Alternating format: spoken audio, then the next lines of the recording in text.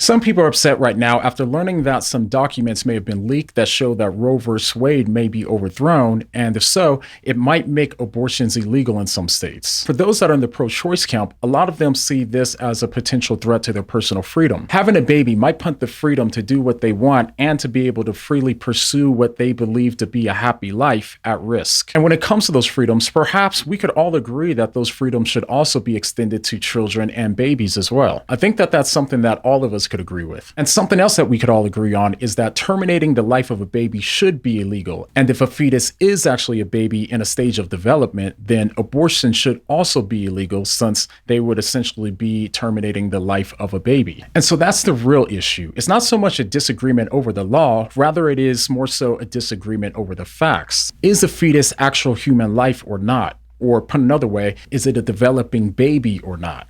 Well, it seems that today, a lot of people determine what it is that's growing inside of a woman's belly during pregnancy to either be a baby or a clump of cells based on the woman's personal desires. If a woman wants it, they conclude that it's a baby, and if someone were to terminate it against their will, they would consider it to be the loss of their baby's life and homicide. But if they don't want to be pregnant, then they conclude that it's not a baby. And so when they decide to terminate it, they only consider it to be terminating a clump of cells from their bodies. So when it comes to this decision about whether they should keep or terminate this pregnancy, they consider it to be a personal choice, since them and only them can decide if it's a baby or not. But of course, we wouldn't want anyone else to treat our lives like that. We wouldn't think for a second that it's right for anyone, not even our parents, to decide if we should live or not based on their personal desires. We believe that we should have human rights to protect us from that. But of course, those human rights should only exist for humans, not inanimate blobs of tissue. So with all that being said, what do I think about this whole situation? Well, while I do sympathize with the sentiment of not wanting someone else to have control over your body in most cases, I also use that same reasoning just to come to a different conclusion. The reason why is because the fetus inside of the mother has 10 fingers and 10 toes and has its own unique DNA that's not the same as the mother's. Of course, the mother doesn't have 20 fingers, 20 toes, 2 heartbeats, and 2 different DNA fingerprints when she gets pregnant. There's quite literally a separate and distinct human body that's growing on inside of the mother, and so I believe that we should be protecting the owners of those bodies who can't speak for themselves. In fact, I think that it's even more important for us to defend the lives of those who can't speak for themselves. But the famous Olympic world champion Simone Biles disagrees with me here,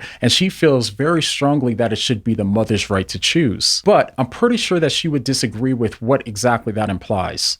Go ahead and click on this video to see what I mean, and I'll see you over there. But just remember, if you can't understand why people could possibly be pro-life, I hope you don't mind me asking, but what do you mean?